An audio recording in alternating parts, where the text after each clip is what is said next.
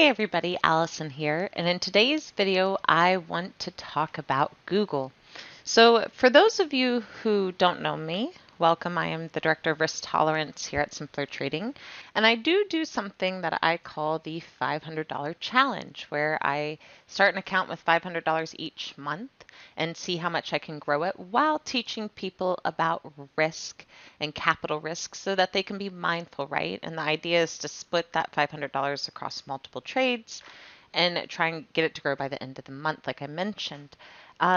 And so for those of you who know me from that, right, who might follow that with me on Twitter at Allison_trades or on Twitch at Allison Trades, then Google might look familiar to you because it was a trade I did try to set up in a little bit earlier this month.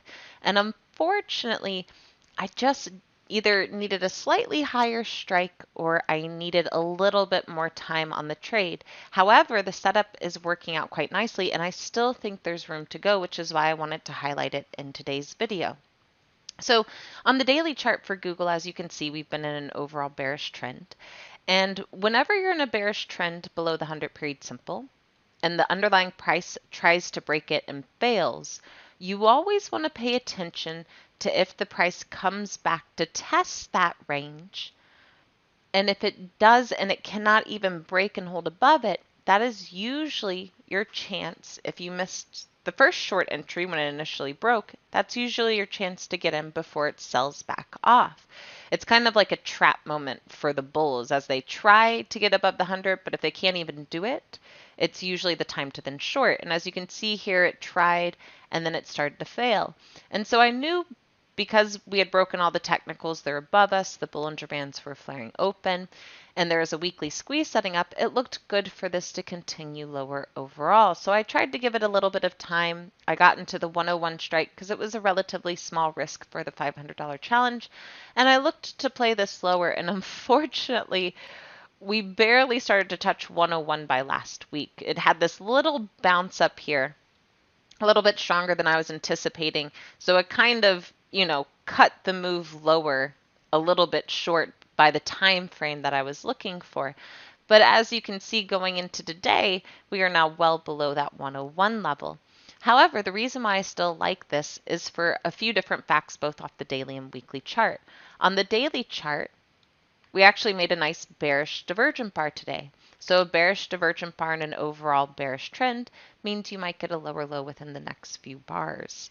So you can see it happened there, right? That was a short-term lower low. Sometimes you get a more dramatic move to the downside off that, like here or here. So that certainly doesn't look bad. There's also room on momentum to continue lower, a bearish signal in the compound breakout tool, and Bollinger Bands flaring open. So all of that looks good to continue. And we're, of course, breaking below 100 as a psychological level. But the reason why I still really like this is more off the weekly chart, because the weekly chart still has a lot of room on momentum, has a great bearish signal in the compound breakout tool. It has a squeeze. And when we look here, right, so the squeeze makes this great because that means it still has energy to keep this going to the downside if that's how it's starting to fire.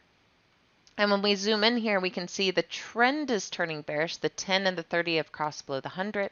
The Bollinger Bands are flaring open. Last week, we actually made a bearish divergent bar. So for those of you who got in at the close of last week or maybe early this week, right, you might have gotten a discount, but that's already started to follow through with the lower low, obviously. But I think it could keep going.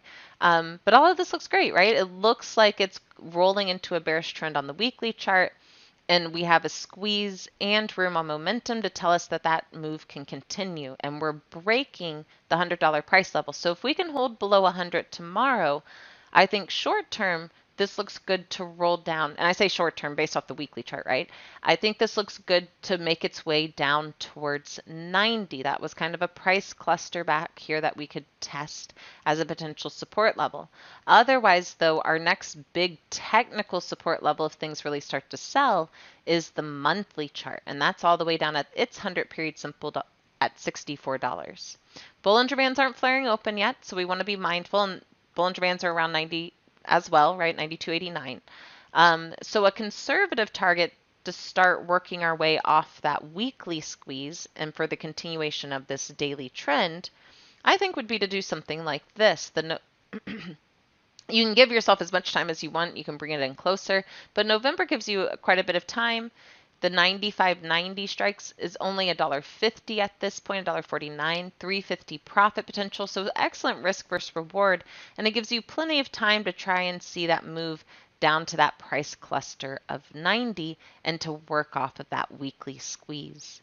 So just something to consider. And of course, once again, the thing to take away from this video is this pattern here. If you see something that has been trending below the 100 this year, that has broken above it and then fails it, look to see if it retests. And if it retests and can't break again, that might be a good place to then look to short back down, either just, into a technical or the prior lows, if not for that trend itself.